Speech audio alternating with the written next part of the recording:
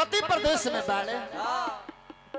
razor घर ही छूट गइल बा आ मेहरारू घरे बिया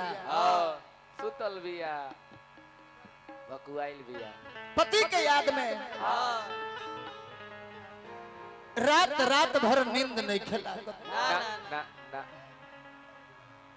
उदास बिया छठ के माथे सबकर बलमुआ घरे आ गइल बड़े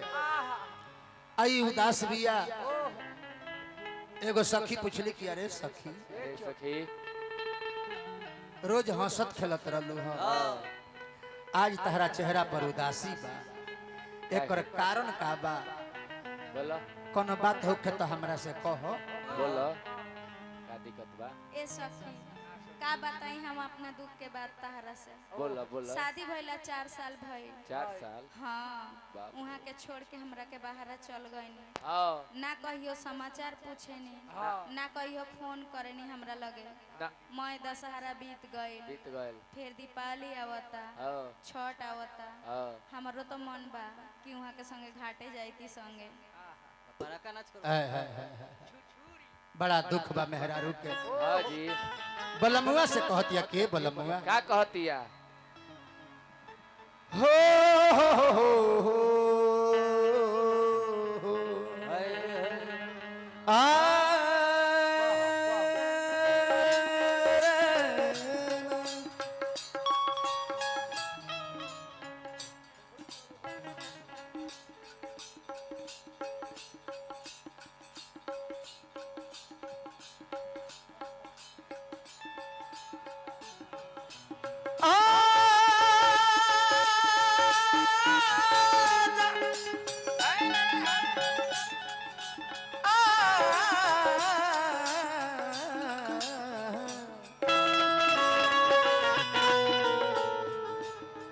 राजा जी कहतिया के परदेसिया परदेसिया बलम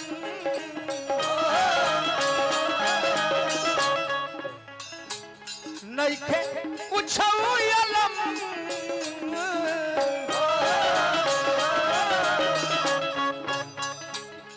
परदेसिया बलम नइखे कुछ अलम तहरा याद में जरेला छतिया ए राजा जी ए राजा जी जागल रहेले आँखिया ए राजा जी तड़पी के बीते रातिया जागल रहेले आँखिया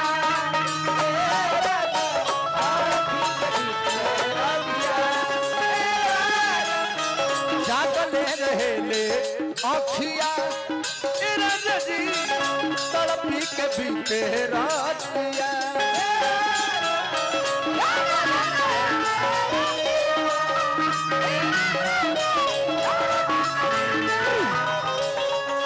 बंगला गाड़ी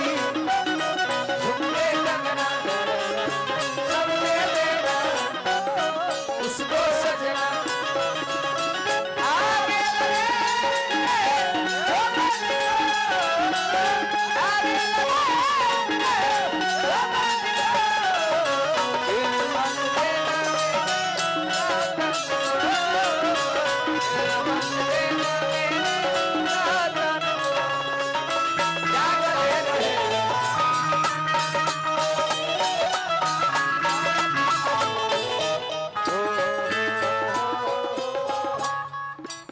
देखी मोट नचनिया रखला से फायदा का बा बाबा जी मोट नचनिया रखला से कहीं दुगोला होता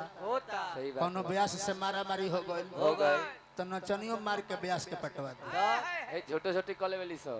अब मान ली कि बिना रुई के रजाई रखला से कौन फायदा खाली खोल उठला बाजी ना जी ठंडी जेबे ना करी कपड़ा पहिरा दी तो बुझी कि सूखल रहे ठा में कपड़ा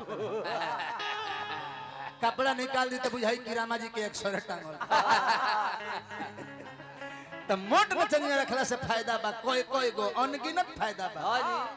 देह अब में कितना लोग के भैया हैं बिना रुइये के रजाई ओढ़ के आदत पर गइल बा सही तो बात ठीक है बा जेकर जैसन मन बा हाँ ओइसन अपन लोग यूज करेला करेला का बबुआ हाँ जी अब मेहरारू मोटा जी त बिक देबो ओकरा के ना ना ना ना उतारो बिक देबो अरे उतारो ए बबुआ हाँ कहती औरत के बोला मुआ ए तू का जन्म राजा कितना प्यार करिले घर कब आइबो इंतजार करिले घर कब आइबो इंतजार करिले घर कब आइबो तू का जन्म राजा कितना प्यार करिले घर कब आइबो इंतजार करिले घर कब आइबो इंतजार करिले घर कब आइबो इंतजार करिले ए बोला मुआ हम औरत हई कोनो गाय भैंस तो हई ना जे ले के नदहा पर बांध देलो चोकर भूसा लगा देलो हाँ जी अब कोनो मतलब नहीं खे हाँ अरे तने ताको ताको हमरो दिल के कुछ अरमान बा ले दियो राता ले दी डालो ई अरमान तरह से ना पूरा होई तो केकरा से पूरा हाँ रोजो बरसेला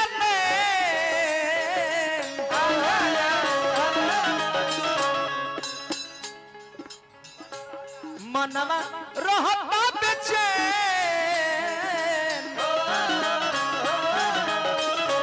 रोज बरसेला मनवा रहता बेचैन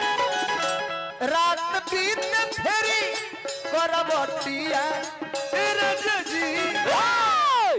ए बलमुआ जागले रहेले आँखिया रज जी तड़पी के बीते रातिया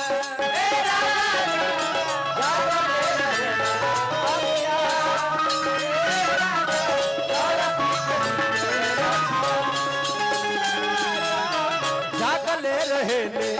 आँखिया रज जी तड़पी के बीते रातिया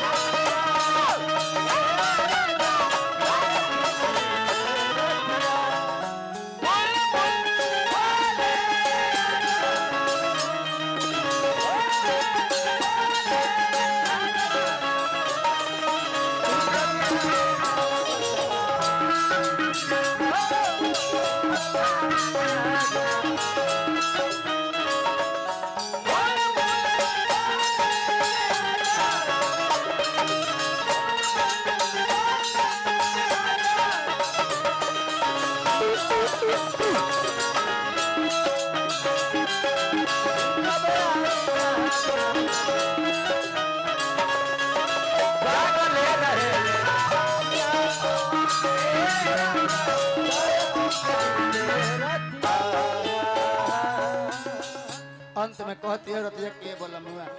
ए तू ना आइबो हाँ तू ना आइबो तो अब हमरा के जिंदा ना पाइबो ना ना बेंजू वाला से दिल लगावे के पड़ी कहती सारा मनोज नहीं आवो तारा हो हमरो परी तू गावतार हमरो परी तू गावतार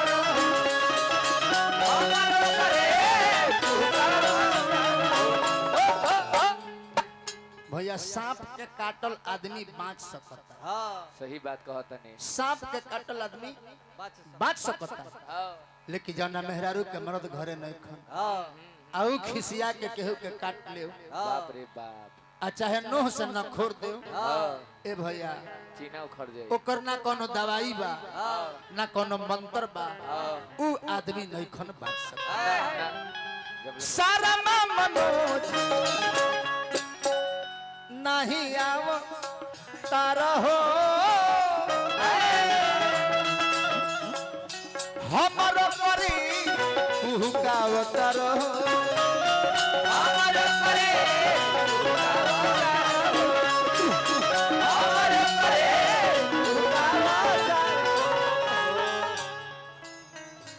सुनो महेंद्र तिवारी महेंद्र तिवारी रमेश्वर बाबा ई महेंद्र तिवारी के हो के हो जी ई महेंद्र तिवारी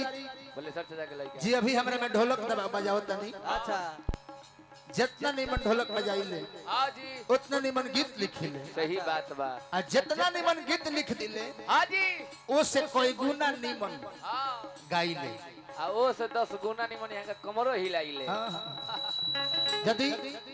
हमार गनोई बन करा के हाँ जी यहाँ के गनोई रुआ सुने लगब हाँ तो फिर रौरा मन ना करी शर्मा जी के गवावे के सही बात मन करी कि महेंद्र बाबा से गवाई हाँ बाकी इतना कला रहते हुए हाँ जी फिर भी ना गावल जाला इनका आज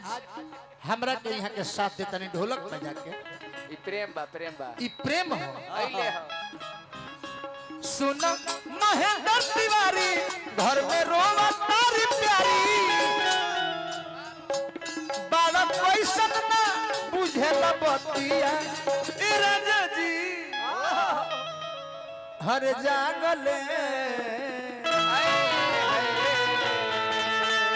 रहेले आँखिया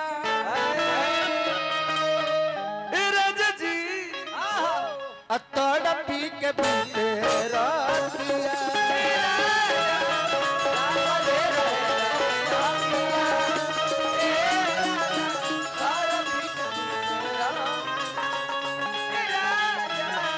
जागले रहे